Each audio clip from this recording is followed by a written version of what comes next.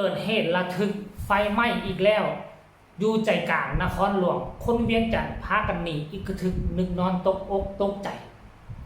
กับทักทายสบายดี FC ท่านผู้ชมทั้งหลายเนาะมาพบมาพ่อกับค่อยเจ๋บอกเราในช่องความเสื่ออีกครั้งหนึ่งมื้อนี้เนาะคลิปนี้เป็นคลิปที่2ของช่องนี้ท่านผู้ชมเนาะเป็นเรื่องราวเนาะช่องนี้นี่แน่อยากทำข่าวเรื่องราวทั่วไปอยู่แต่ว่าทุกมื้อนี้เรื่องราวทั่วไปมันจะบ่ค่อยมีเนาะเรื่องราวที่เป็นข่าวที่โด่งที่ดังและให้ความสนใจทั้งคนลาวภายในและก็ต่างประเทศมีความสนอกสนใจหลายนั่นก็คือเรื่องไฟไหม้มื้อเช้านี่ก็เห็นคลิปนึงเรื่องราวที่มันเกิดขึ้นเมื่อวานนี่ไฟไหม้เนาะเฮือน2ชั้นแต่ว่ามามื้อนี้มันเกิดขึ้นอีกแล้วเนาะมื้อวานนี่ก็อยู่นครหลวงมื้อนี้ก็อยู่นครหลวงมื้อวานนี่เป็นเฮือนหลัง2ชั้นหลังใหญ่ๆท่านผู้ชมมามื้อนี้เกิดอยู่ที่ใจกลางนครหลวงเวียงจันทร์เองตามที่เบิ่งแล้วถ้าจำบ่ผิดเส้นนั้นน่าจะเป็นเส้นถนนลานสร้างอยู่ใกล้ๆกับช้อปปิ้งมอลล์หรือบ่ท่านผู้ชมเนาะเกิดไฟไหม้แต่บ่ปรากฏเห็นเปลวไฟเห็นแต่ควันไฟลอยออกมาคาคลุ้มเต็มตึกยังใครแล้วก็โชคดีหน่อยนึงว่าอยู่ในเมืองหลวงอยู่ในนครหลวงรถดับเพลิงก็มาอย่างทวงทันเนาะมาคันนึงกับคันใหญ่มาคันนึงก็คือรถลิ้นรถกระป๋องท่านผู้ชมเนาะอันน่ะพ่อแม่ประชาชนผู้ที่ถ่ายคลิปอยู่หั่นก็หัวแท้หัวอันนี้ว่ารถดับเพลิงนี่รถดับเพลิงเห็นแบบนี้ล่ะเฮ็ดให้บรรดา FC แฟนคลับเฮ็ดบรรดาพ่อแม่ประชาชนกันอีกอย่างนึงก็ดีใจอีกอย่างนึงมาเห็นรถดับเพลิงก็ตำหนิติเตือนกันไปแน่ตามที่มุมมองของค่อยก็บ่ได้ว่าใส่ให้ป้ายสีทั้งหน่วยงานดับเพลิงของเขาดอกอันนี้เกิดขึ้นใจกลางนครหลวงเขาก็เลยมาไว้อย่างท่วงทีและอีกอย่างก็สาเหตุที่เขาเอารถดับเพลิงมาเพียงแค่ 2-3 คันละคันนึงคันน้อยๆหั่นน่ะเขาก็มีการประเมินอยู่แล้วเนาะมีการประเมินว่าความแรงเนาะความหายแรงของฟืนของไฟว่ามันเกิดน้อยเกิดหลายถ้ามันเกิดน้อยเขาก็เอามาน้อยมันเกิดหลายเขาก็เอามาหลายอิงตามการประเมินของเขาอันนี้เว้าเข้าข้างเขาแน่จังหน่อยนึงเนาะท่านผู้ชมไปเบิ่งคลิปนี้สักก่อนเรื่องราวความจริงที่เกิดขึ้นมื้อนี้อยู่ทางนครหลวงเวียงจันทร์เดี๋ยวก็มาพ้อกันในช่วงต่อไป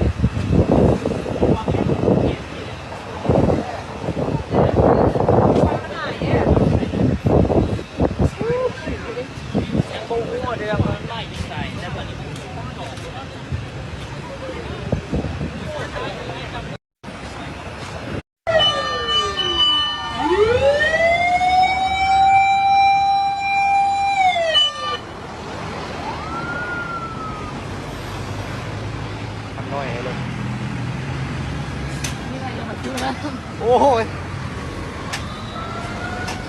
กู้ภัยมาพร้อมเรียบร้อยมาหลายครั้งแล้ว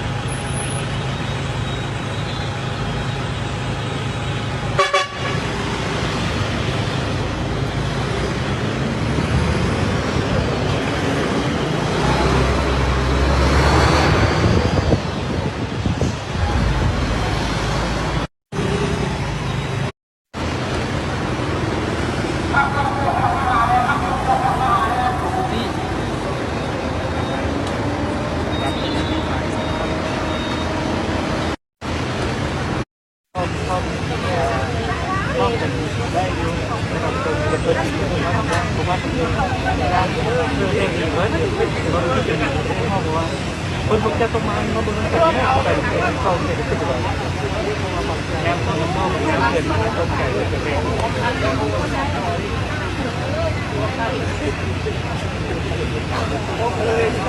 ง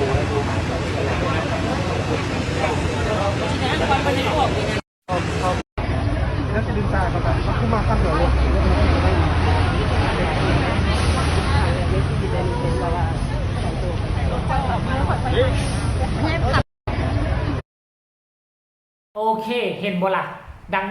ดังที่ค่อยเกินไปเนาะท่านผู้ชมพวกเจ้าเบิ่งดูเนาะมันบ่ให้แห้งขั้นกรณีว่าเกิดภัยให้แห้งน่ะตึกหลังนี้ท่านว่าไม่นะมันจะลามไปเป็นวงกว้างท่านผู้ชมแต่โชคดีตามที่ค่อยเบิ่งแล้วตึกตัวนี้น่าจะมีเขาเอิ้นว่าติดตั้งระบบดับเพลิงในตัวหรือบ่เขาเห็นหนังอยู่ต่างประเทศเขาเห็นโรงแรมเขาเห็นบริษัทดังๆอยู่ต่างประเทศมีควันไฟไหม้ปึ๊บขึ้นระบบพ่นน้ำของมันอยู่เพดานมันจะพ่นน้ำลงมาเลยอาจจะมีระบบนี่บ่มันจึงเฮ็ดให้ไฟบ่สามารถลุกลามไปได้เนาะเห็นแต่ควันไฟโพยพุ่งออกมาซื่อๆนะท่านผู้ชมเนาะแต่ว่ารถดับเพลิงของพวกเขากับมาในวีวอมาได้มากับมาทั้งสองคันเนาะตามที่ค่อยเห็น2คันอาจจะ3คันเลยแหละแต่คันนั้นน้อยๆนึงอันผู้ไทยคิดว่าอันนี้ว่ารถดับเพลิงลาวโอ้โหคือมันน้อยเปาะแท้ขนาดซ้ำเตียงตัวนึงท่านผู้ชมซ้ำเตียงนอนขนาดนอน 2-3 คนลงกว้างลงยาวซ้ำนั้นเป๊ะเลยแต่ว่ามันที่สูงงั้นท่านผู้ชมถ้ามาเทียบใส่แล้วถ้าบ้านอื่นแล้วมันคือว่าน้อยนะท่านผู้ชมน้อยอีหลีหรอนะคันกรณีว่าเพิ่งไหม้แห้งกว่านี้ไหม้จนเห็นแปลวไฟแดงๆลุกขึ้นเพื่อมันก็คงจะไหม้ดับบ่ทันดับเพลิงบ่ทันมอดบ่ทันแน่นอนท่านผู้ชมอันนี้มันโชคดีซื่อๆว่ามันไหม้น้อยเดียวแล้วเกิดเป็นควันออกมาจากตึกแต่ว่าภายในตึกเป็นไฟเป็นฟืนแห้งน้อยสมัยเฮาบ่ฮู้เห็นแต่ควันไฟออกมาเนาะรถดับเพลิงคันนึงก็อยู่ทางข้างคันนึงก็อยู่ทางหน้า2คันนี่ช่วยกันดับท่านผู้ชมเนาะอันนี้คือเกิดขึ้นสดๆฮ้อนของมือนี่เลยท่านผู้ชมมือนี่อยู่ทั้งนครหลวงเวียงจันทร์กับอุณหภูมิ39องศาเด้อความร้อนเพราะฉะนั้นแล้วมันมีโอกาสอาจจะไฟฟ้าลัดวงจรอาจจะสายไฟเปื่อยหรือว่ามันเกิดวัตถุต่อวัตถุไปเสียดสีกันหรือว่าแสงตะเวนซองลงมาถึงตังสแตนเลสหรือว่าถึงขวดน้ำที่ยังบ่ทันกินมันก็สามารถซองดนมันก็เกิดความร้อนเกิดเป็นอัคคีภัยไฟไหม้ขึ้นได้เด้ท่านผู้ชมเนาะโอเคเนาะคลิปนี้ก็เป็นเอาเรื่องราวการเคลื่อนไหวเหตุการณ์ที่เฮาเฮ็ดตลอดอยู่เกิดขึ้นในประเทศลาวของเฮาออกมากล่าวมาตักมาเตือนพ่อแม่ประชาชนอย่าสุสลาใจอย่าสุปะเฮือนปะซานอันโจรเข้าเฮือน10ครั้งเฮือนมันก็จะเป็นของเฮาอยู่ถ้าไฟไหม้เฮือนครั้งเดียวคือมันมุดสลับอีหลีเพราะฉะนั้นล่ะอย่าสุปะสุละเฮือน